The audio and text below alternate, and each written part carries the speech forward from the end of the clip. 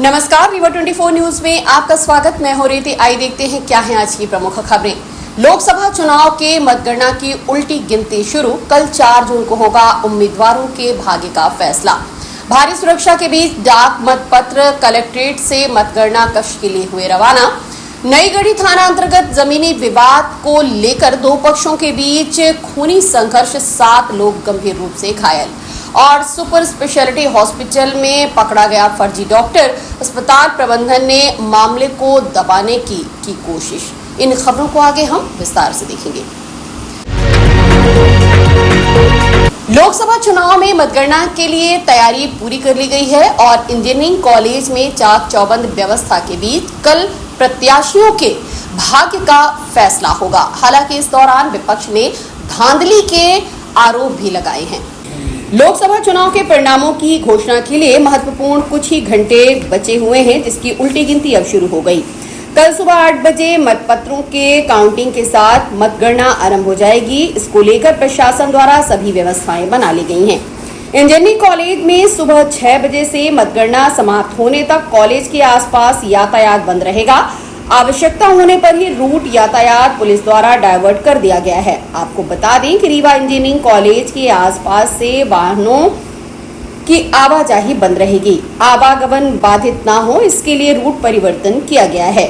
वहीं मतगणना कक्ष के आसपास पार्किंग, कैंडिडेट्स के आने जाने के लिए, मीडिया के लिए एवं स्वास्थ्य संबंधी सेवाओं के लिए सारी व्यवस्थाएं दुरुस्त कर ली गई हैं। वहीं चुनाव संबंधी आए हुए एग्जिट पोल के रुझानों को लेकर विपक्ष ने आरोप लगाया है कि यह सोची समझी एग्जिट पोल है ताकि लोग भ्रमित हो जाएं। कांग्रेस नेताओं का कहना है कि इस बार जनता जनार्दन ने जो फैसला दिया है वह सकारात्मक रहेगा। सरकार के इशारे पर चलने वाली मीडिया लोगों को झूठ परोसती है। वहीं कैमरे बंद होने को लेकर भी विपक्ष ने गंभीर आरोप लगाए हैं और कहा है कि सब कुछ जानबूझकर किया गया, लेकिन जनता जनार्दन ने जो फैसला दिया है वह अलग ही होगा। कुछ लापरवाही किए कुछ लोगों ने, लेकिन हमारे स्ट्रांग रूम तरफ नहीं गए, न ताला टूटा न कुछ हुआ। ये हम लोग स्वयं निगरानी कर रहे थे। क्रमवाई मैंने 3 आदमी रहते थे कांग्रेस में, तो 8 घंटे करके हमारी ईवीएम तरफ कोई नहीं गए हैं। कैमरा जरूर 2-3 बार बंद हुआ, लेकिन छेड़छाड़ नहीं हुआ है। अब मतगणना होनी है कल, क्या मानते हैं कैसा रिजल्ट आने वाला? मतगणना होना है तो रिजल्ट हमारे कांग्रेस फेवर में आएगा। मतदाता ने कांग्रेस को वोट दिया है। अब एग्जिट पोल भाई जो बिका है मीडिया, मोदी मीडिया, गोदी मीडिया, वो निकाल रहे हैं, लेकिन जनता ने वोट दिया कांग्रेस। हमारी लड़ाई बहुजन से है। पिछले 10 वर्षों से तो भाजपा ही आ रही है। भाजपा आ रही है, ठीक है, तो वही तो परिवर्तन होगा इस बार। और रीवा में अक्सर देखिए इतिहास रचा गया है। शास्त्री जीते, बहुजन जीती, तो रीवा में इतिहास इस बार होगा, परिवर्तन होगा। क्या कहना है आप लोग पे? एग्जिट पोल जो है वो फर्जी है और उनके एग्जिट पोल हैं जो भारतीय जनता पार्टी के चहेतों के चैनल हैं, उन लोगों ने एग्जिट पोल दिया है। और एग्जिट पोल से हम लोगों को कोई भय नहीं है। एग्जिट पोल ये भी है कि लोगों को निराशा की जाए, लेकिन हम लोग निराश होने वाले नहीं हैं। हम लोग अंतिम दम तक लड़ेंगे और लोगों को जनता ने वोट दिया है, अब परिवर्तन के नाम से वोट दिया है। भारतीय जनता पार्टी का कहीं नामो निशान नहीं है। यहाँ पर कांग्रेस और बीएसपी की लड़ाई है। और जहाँ तक ये चल रहा है कि हैंग करने का, यहाँ हम लोगों ने पूरी मुस्तैदी से 27 अप्रैल से लेके और आज तक डटे हुए हैं। अब कोई बांधवगढ़ खजुराहो से बैठ के हैंग कर ले, उसके लिए हम लोग जरूर जिम्मेदार नहीं हैं, लेकिन बाकी लड़ाई लड़ने के लिए हम लोग जिम्मेदार हैं। और यदि गड़बड़ हुआ तो हम लोग घर नहीं जाएंगे। यहाँ से वो लोग प्रमाण पत्र लेकर रैली निकालेंगे, अपने विजय जुलूस, हम लोग विरोध जुलूस निकालेंगे। तो ये कैसे आप बोल सकते हैं कि बांधवगढ़ और खजुराहो? नहीं, वो तो हैंग करने के लिए तो ये इलेक्ट्रिकल में होता है कि कहीं से भी कर सकते हैं, कहीं से भी कुछ कर सकते हैं। जैसे एग्जिट पोल अभी मध्य प्रदेश विधानसभा चुनाव में आए थे, वैसे ही इस बार भी आए हैं। नहीं, वो विपक्ष ने यही बोला था कि नहीं, ऐसा नहीं था। एग्जिट पोल बिल्कुल झूठे हैं और एग्जिट पोल का जवाब जनता देगी और कल निकलेगा। डाक मतपत्रों की गिनती के लिए आज कलेक्ट्रेट से मतगणना कक्ष के लिए मतपत्र भारी सुरक्षा के बीच रवाना कर दिए गए। 4 जून को लोकसभा 2024 के उम्मीदवारों के भविष्य की घोषणा होनी है, जो लगभग 3 बजे तक स्थिति क्लियर हो जाएगी। इस प्रक्रिया में सबसे पहले डाक मतपत्रों की गिनती होनी है। इन मतपत्रों को अभी तक कलेक्ट्रेट परिसर में सुरक्षित रखा गया था। आज भारी सुरक्षा के बीच डाक मतपत्रों को इंजीनियरिंग कॉलेज के स्ट्रांग रूम के लिए रवाना किया गया, जहां 2 कक्ष बनाए गए हैं जिन डाक मतपत्रों की गिनती की जाएगी। इस दौरान सभी उम्मीदवार उपस्थित रहे, जिनकी उपस्थिति में भारी सुरक्षा के बीच डाक मतपत्रों को रवाना किया गया। डाक मतपत्रों की गिनती के बाद ही काउंटिंग शुरू होगी। अभी तक जो बैलेट पेपर प्राप्त हुए थे हमें जो होम वोटिंग से प्राप्त हुए थे जो 927 थे, तो बाकी जिलों से एक प्राप्त हुआ था, और जो ईटीपीपीएस से जो सर्विस वोटर्स के प्राप्त हुए थे, ऐसे सभी जो हमारे पोस्टल बैलेट्स है उनको जो मतगणना केंद्र है हमारा, वहाँ पर जो स्ट्रांग रूम बना है वहाँ पर अभी शिफ्टिंग की प्रक्रिया की जा रही है। सभी राजनीतिक पार्टीज के हमारे जो उनके रिप्रेजेंटेटिव्स है वो भी उपस्थित है, तो उनके समक्ष में अभी स्ट्रांग रूम खोला जाएगा और वो पूरा शिफ्ट किया जाएगा। ये डाक मतपत्र शुरुआत में ही इसकी गिनती होगी सर? डाक मतपत्र का हमेशा की तरह शुरुआत में ही गिनती स्टार्ट होती है। इसके लिए अलग से कमरा गया गया है, 2 कक्ष होंगे जहाँ पर डाक मतपत्र की गिनती होगी, उसका भी लेआउट देखिए। नईगढ़ी थाना अंतर्गत रोझाव टोला भीर में जमीनी विवाद को लेकर 2 पक्षों के बीच खूनी संघर्ष हुआ, जिसमें 7 लोग गंभीर रूप से घायल हुए हैं। नईगढ़ी थाना के रोझाव भीर टोला में रविवार सुबह जमीनी विवाद को लेकर 2 पक्षों के बीच जमकर मारपीट हुई। घटना में आधा दर्जन से ज्यादा लोग घायल हुए हैं। पुलिस के अनुसार साहू परिवार के बीच रविवार सुबह जमीनी विवाद को लेकर कहा सुनी मारपीट में बदल गई।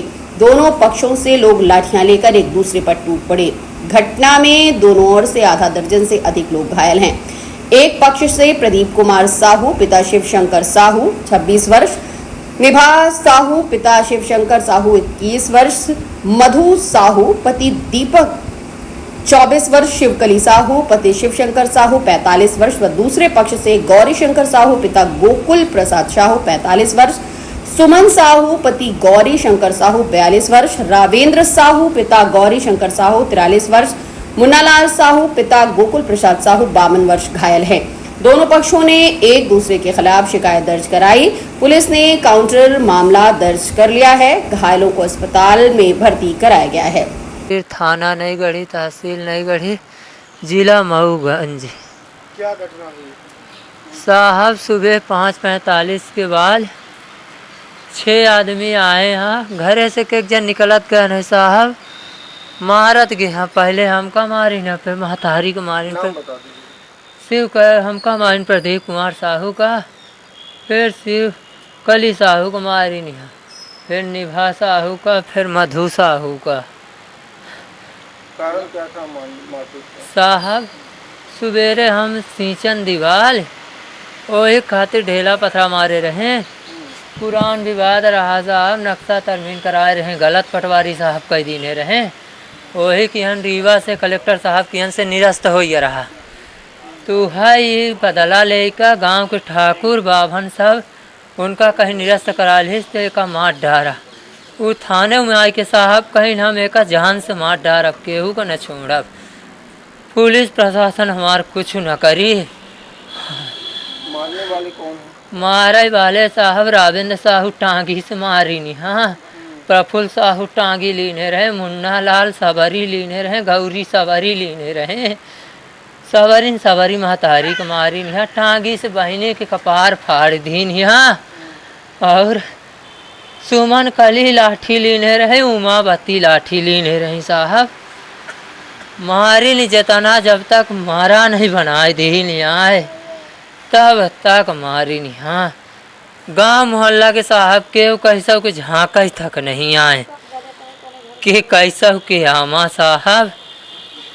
फिर पापा हमारे चले गए रहे काम करे 5:45 पर, तब के ओके 10 मिनट बाद ही सब मारी नहीं। हाँ, फिर जानी नहीं, फोन के द्वारा पापा तो आए यहाँ था लाई के, फिर गाड़ी नईगढ़ी उपचार खातिर।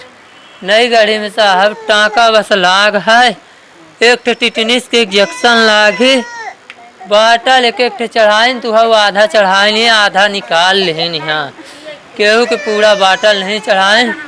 सवेरे 8 बजे से 5 बजे तक साहब वहीं रहें के कुछ नहीं सुनी।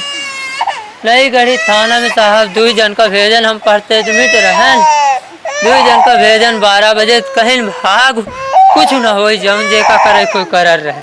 पुलिस प्रशासन हमारे साथ ही रंग साहब करल है साहब इनका यहाँ अंत न कौनो दवाई मलहम पट्टी बस साहब भाई ही एक केहू के इंजेक्शन नहीं लाग एक्सरे है सिटी स्कैन भाई साहब हो गया छुट्टी दे दिन 10 बजे कहीं जा निगद हो जावे। बहिनी हमारा भाई तक 1 चम्मच पानी नहीं पी पाई यहाँ पानी पी ले साहब न कुछ खाए होकर यह पूरा यहाँ मारत मारत इनकर कपार फारे यहाँ टांगी से साहब। राघवेंद्र साहू प्रफुल्ल साहू पहले लेके टांगी आए यहाँ बाद में मुन्ना लाल गौरी लाल सवरी लेके खाना रहे पिलर के गड्ढा वहीं कैसे दौड़त आए यहाँ सब इकट्ठा हो के कहीं लेकर मारी डाल। पुलिस साहब हमारे तरफ से कोई कार्रवाई नहीं की न के दौड़े वाले बाप हाथ यही साथ में हाँ केव नहीं आए वहन ठाकुर लगे हाँ पैसा दे दे कहीं जा तो का जहाँ तक दौड़े कोई दौड़ रहे। एसपी साहब के पास फोन करे रहन साहब कहीं तो हाँ ट्रीटमेंट हो गया है ना हम कहन साहब टाँका लगी गए हाँ और न तो केहू के बेहाल पड़े हैं दर्द के इंजेक्शनों बस लगाए दे केहू के हाल हो जाए 1 गिलास पानी पिए क्या केहू सुने वाले साहब नहीं आए न यहाँ एक इंजेक्शन केहू दीन कि दही दे बेहाल मरल ला रात भर ही मरे ला कहूँ न केहू के सुनवाई नहीं आए साहब। सुपर स्पेशलिटी हॉस्पिटल रीवा में दूसरी बार किडनी का सफल प्रत्यारोपण किया गया। इसमें एक पुत्र ने अपने पिता को किडनी डोनेट की है। रीवा जिले में संचालित सुपर स्पेशलिटी चिकित्सालय रीवा में नव निर्मित किडनी ट्रांसप्लांट यूनिट में विगत दिवस दिनांक 25/5/2024 को 21 वर्षीय पुरुष की किडनी को ट्रांसप्लांट कर संपूर्ण विंध्य प्रदेश की द्वितीय किडनी ट्रांसप्लांट करने वाला शासकीय संस्थान बन गया है, जिसमें उक्त मरीज को उनके पिता के द्वारा ही किडनी प्रदान की गई।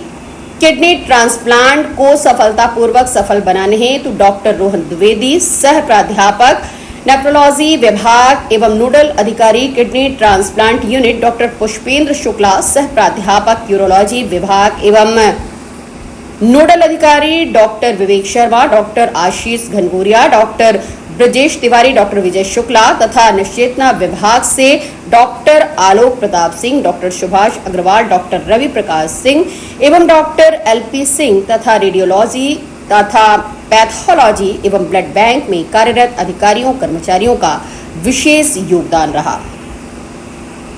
जो भी हमारे शहर मतलब प्रदेश के बड़े सेंटर है उनके साथ ही चल रहा है और हम आशा करते हैं कि महीने में एक ट्रांसप्लांट का भी लक्ष्य बना के रखा है और इसी तरह अगर रहा तो फिर उसको पूरा ही रेगुलर प्रोग्राम चलता रहेगा। सर ट्रांसप्लांट के दौरान बहुत सारी ऐसी चीजें होंगी जिनको काम करना होगा बहुत परेशानी ऐसी कौन सी ऐसी अभी कमी है अपने हॉस्पिटल में जो सुविधा नहीं हो पा रही है वो कैसे किसी भी चीज की शुरुआत में परेशानी तो आती है। हमें ऐसा नहीं कि हमें सारी चीजें तैयार मिलेंगी, कुछ हमें एफर्ट करना पड़ता है, कुछ हमारे एडमिनिस्ट्रेशन हमारे डीन सर आप जान रहे हैं हमारे मंत्री जी हमेशा इसके लिए वो रहते हैं कि यहाँ पे अच्छा काम हो, तो दोनों चीजों से करके बातें मैनेज हो जाती हैं और मुझे ऐसा लगता है कि जब अगला आएगा तो और चीजें स्मूथ हो जाएंगी। तो ऐसा कोई बहुत कमी नहीं है, कोशिश करने से हो जाती है कि हाँ अभी थोड़ी एक्स्ट्रा मेहनत करनी पड़ती है रिसोर्सेज के लिए, लेकिन ये चीज एक बार रोलिंग में आ जाएंगी तो सब चीजें स्मूथ हो जाएंगी और आगे परेशानी का जैसे पहला ट्रांसप्लांट हुआ तो कुछ बाहरी राज्यों का बाहरी जिनका शुरू किया गया दूसरी मतलब तो क्या आगे जो ट्रांसप्लांट उसमें तो इतना एड्रेस आ गया नहीं, बेसिकली कॉन्फिडेंस की बात नहीं होती। आम तौर पे कहीं भी ट्रांसप्लांट प्रोग्राम स्टार्ट होता है किसी भी नए इंस्टीट्यूट में तो हमें ऐसी टीम जो एक्सपीरियंस्ड है और जो रेगुलर ये काम कर रही है उनकी हेल्प लेनी पड़ती है, क्योंकि ये सर्जरी जो है अगर देखा जाए तो इससे काफी जिम्मेदारियां और मरीज की आशाएं जुड़ी रहती हैं। हाई स्टेक सर्जरी है तो हमारा ये रहता है कि जो भी चीज हो रिजल्ट मैक्सिमम, मतलब जो सबसे अच्छा बेहतर रिजल्ट मिल सके, इसलिए करते हैं। और शुरू में 5-6 केसेस में होता है, इसके बाद फिर उस इंस्टीट्यूट में फिर रेगुलर ट्रांसप्लांट होने लगते हैं वहीं के सर्विस के बाद। तो जस्ट तो सुपरविजन और कुछ उसके लिए आते हैं, इसके बाद धीरे धीरे सभी कहीं का भी इंस्टीट्यूट पहले ट्रांसप्लांट हुआ है तो हमेशा ये मदद ली जाती है, टेक्निकल सपोर्ट जो होती है और जो सर्जन की सपोर्ट है वो लिया जाता है। और धीरे धीरे एक बार जब ये हो जाता है तो फिर हम अपना काम स्टार्ट करते हैं। इसमें कितने लोगों की टीम? हाँ, ये पूरी टीम हमारी है। Doctor Rohan Dwivedi nephrologist, doctor Brajesh Tiwari urologist हैं, डॉक्टर रवि प्रकाश सिंह ये एनेस्थेटिस्ट हैं जो पूरा देख रहे थे, हमारे रेजिडेंट की टीम है ये सब, doctor Avnish, doctor Shivam, doctor Akash, doctor Ajay, ये हमारा पवन त्रिपाठी ट्रांसप्लांट कोऑर्डिनेटर है। मरीज का पूरा तैयार करना शुरुआत से अंत तक, मरीज की सारी अप्रूवल जो भी एथिकल क्लियरेंस सब पवन देखते हैं। इसके बाद हमारी सिस्टर्स केटीयू की सिस्टर है। इसके अलावा हमारा ओटी स्टाफ जो हमारे साथ ऑपरेशन के समय रहता है, जो ऑपरेशन के पहले की पूरी तैयारी करता है, ये सब हमारे संजय सिस्टर है, प्रिया सिस्टर, निर्मला, हमारे एनेस्थीसिया टेक्नीशियन, हमारा सर्जिकल टेक्नीशियन श्रवण। इस प्रकार पूरी एक टीम है। हमारा आशीष ये हमारे साथ रहता है। तो ये पूरी टीम है हमारी जो, और ये टीम बड़ी अच्छी डेवलप हो रही है। और आगे चल के, क्योंकि ट्रांसप्लांट एक टीम वर्क है, बिना टीम के ये काम नहीं हो सकता, कोई अकेला व्यक्ति ये काम नहीं कर सकता। बस ये कि हम लोग उसमें लीड लेते हैं, हम लोग सर्जन है, doctor Brajesh Tiwari, doctor Rohan, doctor anaesthesia, लेकिन सारा सपोर्ट इनका रहता है।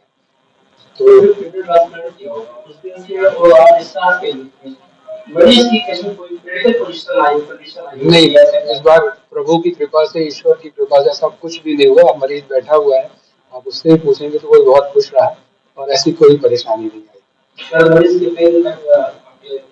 7 दिन लास्ट मंडे किया था, इस मंडे डिस्चार्ज करना है। के पेशेंट में मुख्यतः जब हम ऑर्गन ट्रांसप्लांटेशन करते हैं तो उसके बाद एक दो चीज़ों का विशेषता ध्यान रखना होता है। एक चीज़ होती है कि जो ट्रांसप्लांटेशन जो किडनी लगी है मरीज के शरीर में वो बॉडी रिजेक्ट ना, एक तो ध्यान ये रखना होता है।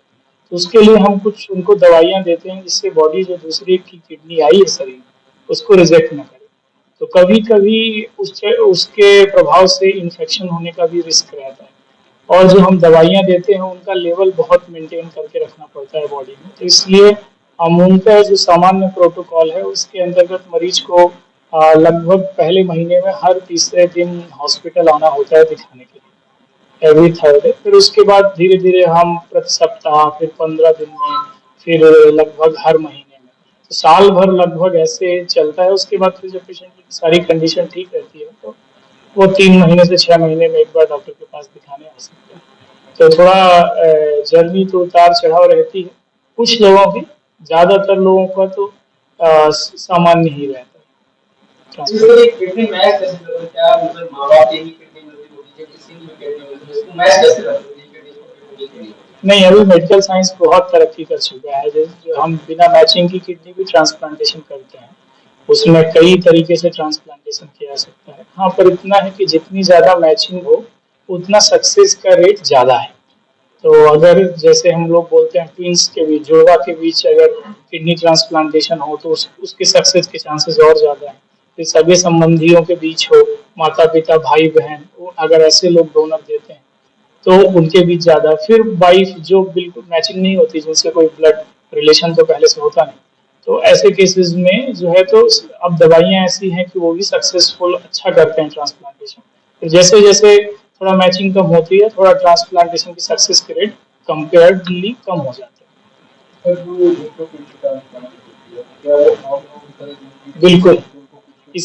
बिल्कुल इसीलिए तो किडनी ट्रांसप्लांटेशन कराते हैं, क्योंकि वो आम लोगों की तरह जिंदगी जी सके। उनको केयर की नहीं, जो अभी तो आप जैसे कोविड के समय में आपने देखा है कि सभी को केयर की जरूरत थी कि मास्क लगा के चल रहे थे, एक दूसरे से डिस्टेंस बना के रख रहे थे और साफ पानी पी रहे थे और भीड़ भाड़ के एरिया से बच रहे थे। बस एग्जैक्टली यही सारी चीजें किडनी ट्रांसप्लांटेशन के मरीज को भी करनी होती है ताकि बाहर से इन्फेक्शन शरीर में आए। बाकी तो वो सामान्य तौर से सारी चीजें जैसे जैसे समय बीतता है, 6 महीने से 1 साल के बाद वो काम भी कर सकते हैं। अगर जॉब वाले हैं तो जॉब में भी जा सकते हैं, वो सारी चीजें करते हैं। और हम मिलते हैं एक छोटे से ब्रेक के बाद। Pentium Point Group of Institutions, a key to success। जी हाँ, Pentium Point Group of Institutions, जहाँ पर आपको मिलते हैं BA LLB 5-year full time programme, LLB 3-year full time programme, Bar Council of India से मान्यता प्राप्त हैं, MBA के 2-year full time programme AICTE New Delhi से मान्यता प्राप्त हैं। Pentium Point college of pharmacy T pharma 2-year full time programme PCI New Delhi द्वारा मान्यता प्राप्त। पेंटियम पॉइंट टेक्निकल कॉलेज में स्नातक व स्नातकोत्तर की सभी पाठ्यक्रम संचालित हैं, जिनमें प्रवेश प्रारंभ है। हमारा कॉलेज कोड है P500। याद रखिए, सामान्य वर्ग BPL कार्ड धारकों को शिक्षा शुल्क में छूट व SC ST OBC छात्रों को मध्य प्रदेश शासन की नियमानुसार छात्रवृत्ति। आप संपर्क कर सकते हैं हमारे हेड ऑफिस में, जो है हेडगेवार नगर रेडियो कॉलोनी के सामने रीवा, और कॉलेज कैंपस में, जो है करहिया सिमरिया रोड और हरदी सिमरिया रोड रीवा में।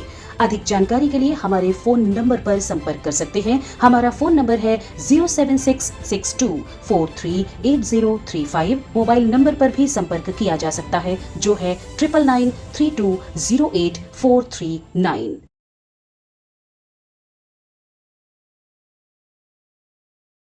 सुपर स्पेशलिटी हॉस्पिटल में फर्जी डॉक्टर पकड़ा गया। बताया जा रहा है कि ये डॉक्टर मेडिकल स्टाफ का ही पुत्र है, जो रेडियोग्राफी का कोर्स कर रहा है। सुपर स्पेशलिटी हॉस्पिटल में एक फर्जी चिकित्सक के पकड़े जाने की घटना से हड़कंप मच गया। पिछले 3 माह से एक छात्र स्टेथोस्कोप गले में डालकर मरीज देख रहा था। सबसे बड़ी बात ये थी कि ना तो उसे सुपर स्पेशलिटी अस्पताल के चिकित्सकों ने पकड़ा और ना ही अन्य प्रबंधन ने। सोमवार को फर्जी चिकित्सक एक महिला और एक अन्य मरीज की जांच पड़ताल कर रहा था, तभी लोगों को शंका हुई। इसकी जानकारी गार्ड को दी, जिसके बाद अन्य प्रबंधन पहुंचा और पूछताछ किया। बताया जाता है कि उक्त फर्जी चिकित्सक श्याम शाह मेडिकल कॉलेज में पदस्थ कर्मी, जो रेडियोग्राफी डिपार्टमेंट का छात्र है। वर्तमान में सुपर स्पेशलिटी अस्पताल के सिटी स्कैन में उसकी ड्यूटी लगाई गई थी। उसे उपचार करने का इतना शौक चढ़ा कि सुपर स्पेशलिटी अस्पताल में ही स्टेथोस्कोप लगाकर पहुंचा और मरीज देखने लगा। हालांकि जब पूरे मामले की जानकारी संजय गांधी अस्पताल के अधीक्षक डॉक्टर राहुल मिश्रा को हुई, तो उन्होंने स्टाफ का मामला होने की बात कहकर मामले को दबाने की कोशिश की। घटना की जानकारी पुलिस को भी दी गई थी। पुलिस भी पहुंची, लेकिन कोई कार्यवाही नहीं की गई। बताया जाता है कि छात्र उन डॉक्टरों के चैम्बर में बैठता था जो खाली रहते थे, और वहीं बैठकर मरीज देखता था और दवाइयां लिखता था। हालांकि छात्र से कई बार पूछने पर वह अपना नाम नहीं बताया, लेकिन अस्पताल प्रबंधन और अन्य स्टाफ की माने तो वह अस्पताल के ही कर्मी। वहीं छात्र पर लगाए गए आरोप को उनके पिता इस सिरे से खारिज कर दिए। आप देखिए किस तरह से फर्जी चिकित्सक पकड़ा गया। अगर इस तरह सुपर स्पेशलिटी अस्पताल में फर्जी चिकित्सक दवाई लिखेंगे और उपचार करेंगे, तो फिर मरीजों की जान कैसे सुरक्षित रहेगी। लग रहा है कि चूंकि यहाँ का वो जो ग्रेजुएशन का रेडियोग्राफर का डिप्लोमा का कोर्स होता है, डिग्री होती है, वो कोर्स में यहाँ इनरोल्ड है वो लड़का, और उसकी आगे की जांच हम कराएंगे। उसको ये बोला गया है कि आप सीखने के लिए जा सकते हैं, कहीं भी जा सकते हैं। हो सकता है जांच कराने पता हो सकता है उसकी वहाँ ड्यूटी लगी हो। अभी प्रथमता तो ये है कि यहाँ का स्टूडेंट है वो, और वहीं पे मिला है। पेशेंट भी देख रहे थे ना, वो पेशेंट से बात तो करेगा ना, जब पेशेंट कोई आएगा तो उससे बात करेगा। आला लगा के चेक भी कर रहा था, आला लगा के चेक कर रहा था। तो सीटी स्कैन हो रहा था उस पेशेंट का? नहीं, कुछ नहीं। उस पेशेंट का कहाँ पे आला लगा चेक कर? किस विभाग में? किस विभाग में? वार्ड में उसकी जांच कराएंगे। ओपीडी में जहाँ पे डॉक्टर बैठते हैं वहाँ पे जाकर महिला का आरोप है कि वो वहाँ पे आए और हमारा पर्चा देके फोटो खींचे, दवाई। अच्छा, इसकी जांच करा लेंगे। इसकी हम जांच करा लेंगे। प्रथमता ये है कि उसने यहाँ से इनरोल्ड किया है बेसिक रेडियोग्राफर कोर्स में डिग्री में, तो उसकी अगर वो वहाँ जाके जांच करा तो ये गलत है, इसकी हम जांच करा लेंगे। ऐसा तो नहीं कि मेडिकल कॉलेज में उनके पिताजी बाबू थे तो उनका नहीं, ऐसा कुछ नहीं है। उसके पिताजी बाबू का है भी नहीं है, स्पोर्ट्स ऑफिसर थे, तो अब अभी ऐसा कुछ नहीं। सर, ये तो आला लेके वो घूम रहे हैं, जांच का विषय करवा आला लेके घूम रहे हैं, तो आला लेके घूमना और जांच करना किसी मरीज की गलत है। वो देख भी रहे थे, हम उसकी जांच करा लेंगे। पुलिस नहीं कराएगी सर कुछ? हम उसकी जांच करा रहे हैं। पहले हमको तो जांच करा लेने दो, तब ना हम पुलिस को देंगे यार। अभी हमारा स्टूडेंट है वो। चल परसों आए जब हम यहाँ दिखाने तो डॉक्टर उठ गए थे, रिपोर्ट लेके आए तो रिपोर्ट ले लिए और फिर पूरी उसमें मोबाइल में फोटो खींच रहे थे और बोले सर के पूरे चेम्बर के खींचे। तो मन मन में सोच रहे थे कि काहे कर रहे हैं। बोले कि हो जाएगी आपकी दवाई, अभी बैठो थोड़ी देर, डॉक्टर आ रहे हैं। फिर थोड़ी देर बैठ रहे हम, फिर जब नहीं आए डॉक्टर तो हम उठ के चले गए। आज फिर से वो पर्ची हमारा लाइके पूरी पर्ची के फोटो खींच लिए, बोले कि तुम्हारी दवाई हो जाएगी, आ जाना डॉक्टर। मैं डॉक्टर हूँ, बोले मैं डॉक्टर हूँ। मैं डॉक्टर को दवाई वाई देखी, इसकी ये दवाई दर्द की आई। आप कैसे जाने की डॉक्टर हैं? वो डाले रहा है, आल्हा डाले रहा है। आला गले में पहने हुए थे, गले में पहने थे आल्हा डाले रहा है। या कौन से अस्पताल? सुपर में आई थी दिखाने? दिखाई सुपर अस्पताल में। दिक्कत क्या थी आपको? बाथरूम बंद हो जाती, बाथरूम बंद हो जाता पैरामेडिकल कोर्स कर रहा है और मैं यहाँ पे से और ये पूछे थे कि किनको दिखाना है। मैं सब बोला सब दिखाने के लिए चला आया होगा, पाके होगा, कोई जरूरी नहीं है। यहाँ के सिक्योरिटी गार्ड और स्टाफ का आरोप है कि डॉक्टर्स की कुर्सी पे बैठे हुए थे और पेशेंट भी देख रहे थे। राहुल स्टूडेंट्स हैं, कभी हो सकता हो गलती हो गई, ऐसा नहीं है। स्टाफ स्टूडेंट है। इनका आरोप है कि 3 महीने से प्रॉपर यहाँ पे आ रहे हैं। यहाँ पर ऐसा नहीं है। कहाँ पर है ये?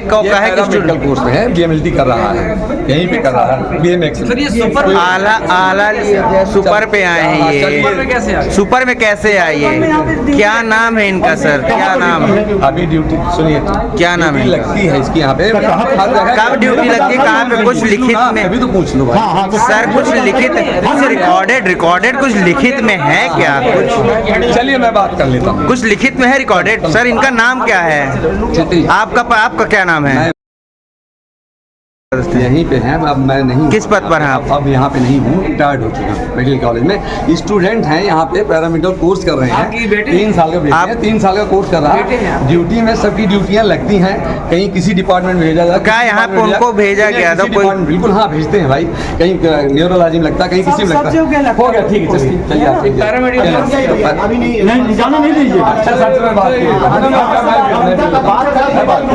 ठीक है बेटा, हो गया, ठीक है। और हम मिलते एक छोटे से ब्रेक के बाद। हड्डी जोड़ एवं रीढ़ रोग तथा स्त्री रोग एवं प्रसूति रोग का इलाज एक ही छत के नीचे।